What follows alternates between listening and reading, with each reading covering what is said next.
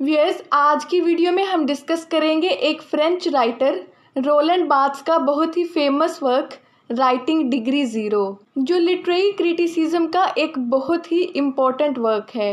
ये वर्क 1953 में पब्लिश हुआ और इसकी ओरिजिनल लैंग्वेज है फ्रेंच। बाद में एनेट लेवर्स और कॉलिन स्मिथ ने इसको इंग्लिश में ट्रांसलेट किया और 1967 में इस वर्क को इंग्लिश में पब्लिश करवाया।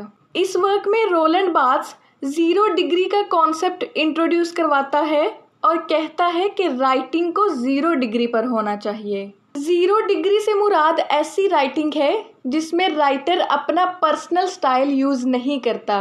ना तो राइटर कोई पर्सनल स्टाइल यूज़ करता है और ना ही अपनी राइटिंग के थ्रू किसी पॉलिटिकल एजेंडा को सपोर्ट करता है। रोलैंड बार्थ्स कहता है कि राइटिंग को ज़ीरो डिग्री पर होना चाहिए, यानी राइटिंग में ना तो कोई पर्सनल स्टाइल हो, ना ही कोई आइडियोलॉजी छुपी हो और ना ही कोई पॉलिटिकल एजेंडा हो। एक राइटर को अपने पर्सनल, पॉलिटिकल और आइडियोलॉजिकल कॉन्सेप्ट से दूर होकर लिखना चाहिए, यानी राइटिंग को ज़ीरो डिग्री पर लिखना चाहिए। ज़ीरो डिग्री पर जो राइटिंग होती है वो न्यूट्रल होती है, क्लियर होती है और डायरेक्ट होती है। इसमें फोकस सिर्फ कंटेंट पर किया जाता है, किसी भी आइडियोलॉजी को सपोर्ट नहीं किया जाता और ना ही पर्सनल स्टाइल इस्तेमाल किया जाता है, बल्कि ये राइटिंग न्यूट्रल होती है।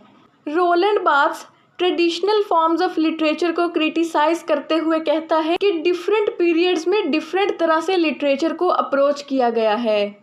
राइटिंग के ज़रिए मुख्तलिफ आइडियोलॉजीज़ और पॉलिटिकल एजेंडास को सपोर्ट किया जाता रहा है। बार्थ्स कहता है कि ऐसा इसलिए किया जाता है ताकि किसी भी सोसाइटी की वैल्यूज़ और नॉर्म्स मेंटेन रहें, यानी सोसाइटी का सोशल स्ट्रक्चर बना रहे, यानी सालों से सोसाइटी में जो रूल्स और नॉर्म्स बने हुए हैं वो मेंटेन रहें। इसलिए राइटिंग में पॉलिटिकल एजेंडास को सपोर्ट किया जाता है।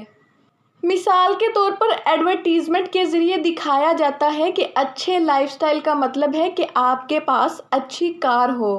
अगर आपके पास एक कार है तो इसका मतलब है कि आपका लाइफस्टाइल अच्छा है, आप खुश हैं और आप सक्सेसफुल हैं। इस तरह अच्छे लाइफस्टाइल को, सक्सेस को और हैप्पीनेस को मटेरियल चीज़ों के साथ जोड़ दिया जाता है।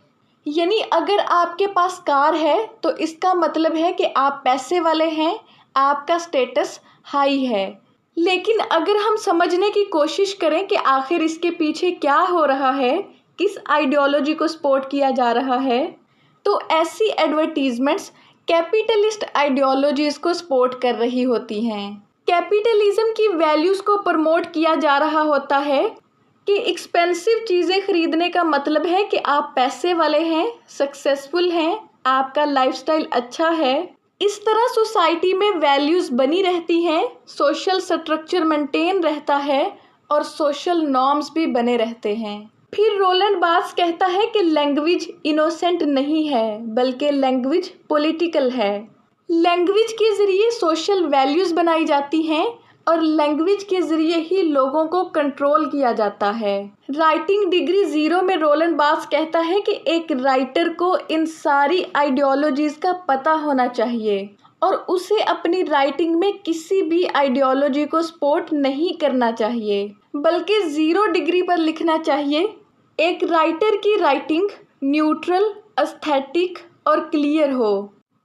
बार्थ्स कहता है कि writing is the destruction of every voice, of every point of origin. Writing is the neutral, composite, oblique space where our subject slips away. फिर रोलैंड बार्थ्स लैंग्वेज, स्टाइल और राइटिंग तीनों को डिफ्रेंशिएट करता है, यानी तीनों चीज़ों में फ़र्क बयान करता है कि ये तीनों एक दूसरे से कैसे डिफरेंट हैं। बार्थ्स कहता है लैंग्वेज साइंस सिस्टम है जिसे कम्युनिकेशन के लिए इस्तेमाल किया जाता है। बार्थ्स कहता है कि लैंग्वेज पर राइटर का कोई कंट्रोल नहीं होता। राइटर जहाँ पैदा होता है वहाँ की लैंग्वेज सीखता है और फिर उसी में लिखना शुरू कर देता है, या फिर राइटर ने जो लैंग्वेज सीखी है वो उसी में लिखेगा। मिसाल के तौर पर अगर एक राइटर इंग्लिश अच्छे से जानता है तो वो इंग्लिश में ही लिखेगा। फिर है स्टाइल। स्टाइल राइटर का पर्सनल एक्सप्रेशन होता है कि वो किस तरह यूनिक अंदाज में लैंग्वेज का इस्तेमाल करता है, कैसे वर्ड्स चूज़ करता है, यानी कैसे लफ्ज़ों का इंतखाब करता है, उसका सेंटेंस स्ट्रक्चर क्या है, ये सब राइटर के स्टाइल में आता है। मिसाल के तौर पर एक राइटर है अर्नेस्ट हेमिंग्वे। ये बहुत ही शॉर्ट और डायरेक्ट सेंटेंसेस लिखते थे। इस तरह वर्जीनिया वुल्फ बहुत लॉन्ग सेंटेंसेस लिखती थी जो एक फ्लो में होते थे। Virginia Woolf stream of consciousness की टेक्निक इस्तेमाल करते हुए लिखती थी। तो ये इन राइटर्स का स्टाइल है कि ये कैसे लिखते हैं। रोलैंड बार्थ्स कहता है कि स्टाइल पर भी राइटर्स का कोई कंट्रोल नहीं होता। राइटर जैसे सीखता है वैसे ही लिखता है। जिस तरह राइटर के एक्सपीरियंसेस होते हैं, उसकी मेंटल स्टेट होती है, वो बिल्कुल वैसे ही लिखता है। फिर है राइटिंग। बार्थ्स कहता है कि राइटिंग पर राइटर का कंट्रोल होता है। ये आइडियोलॉजिकल होती है, ये राइटर के कंट्रोल में होती है। राइटर के कंट्रोल में होता है कि वो कैसे अपनी राइटिंग में सोशल वैल्यूज़ को दिखाता है, कैसे आइडियोलॉजीज़ को रिवील करता है और कौन सा सब्जेक्ट चूज़ करता है। ये सब राइटर के हाथ में होता है। रोलैंड बार्थ्स का ये वर्क 2 पार्ट्स में डिवाइडेड है।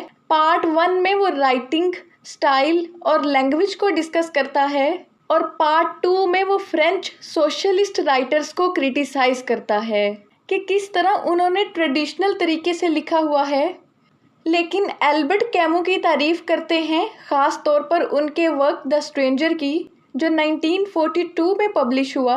बार्थ्स कहते हैं कि इनकी राइटर सारी रिस्ट्रिक्शन से आज़ाद है, फ्री है। इसके अलावा बार्थ्स एक और नॉवलिस्ट की तारीफ़ करता है जिसका नाम है रेमंड क्विना। व्यूअर्स, आज की वीडियो में बस इतना ही। उम्मीद करती हूँ आपको समझ में आया होगा। Thank you so much for watching.